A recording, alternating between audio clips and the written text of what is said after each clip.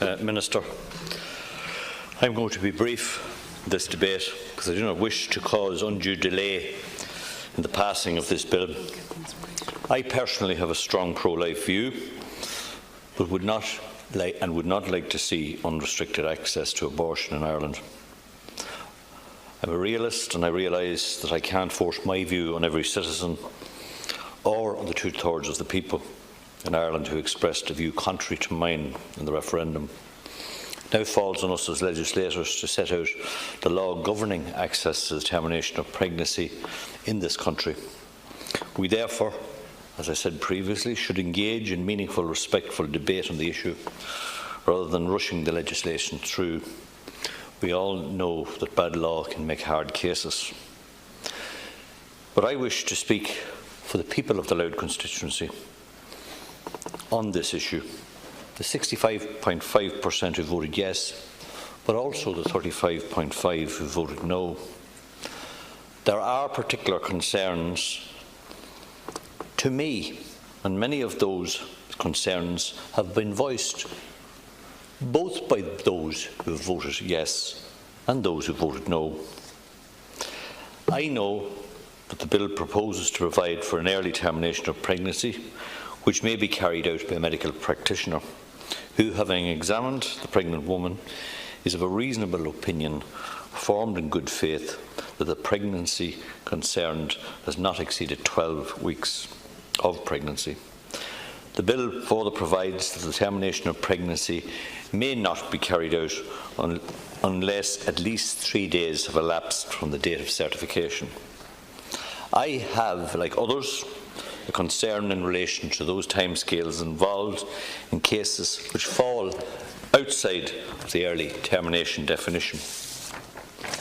Cases outlined where fatal fetal abnormality may be discovered later on in the pregnancy. I and others need clarification on the timescales here, as the bill does not specify how late on such a pregnancy that a termination can take place. I also, like others, would have a huge problem with any form of a late termination in pregnancy.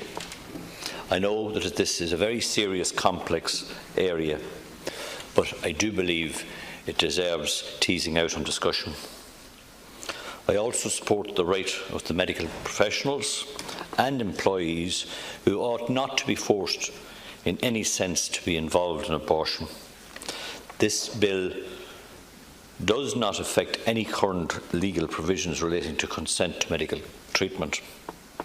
The intention is that the provisions of the bill will operate within the existing legal provisions on consent for medical treatment.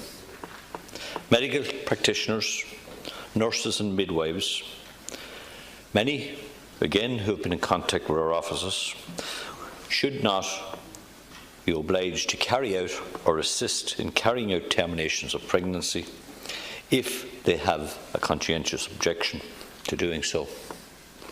It is proposed that the abortion services will be offered to women from January next through GP-led service. I assume and presume that a panel of names of GPs available to deal with the service will be advertised so as not to place any doctor who has a conscientious objection in any compromised position. Consideration should also be given to enshrine the rights of those medical professionals who have had and have conscientious objections within the legislation. I want to conclude, Last Concordia, by saying from the outset of any referendum, I in this House expressed my hope that any debate ahead of that referendum would be conducted in a respectful manner, respecting the varying different points of view. That's the spirit of any democracy, and everybody is entitled to their own views. I was saddened to see the acrimony that ensued from both sides, but I hope that as this discussion continues on this legislation, that all views will be heard, respected and listened to, where freedom of speech, thoughts, or indeed our personal opinions are not in any way derided, mocked, belittled or ridiculed.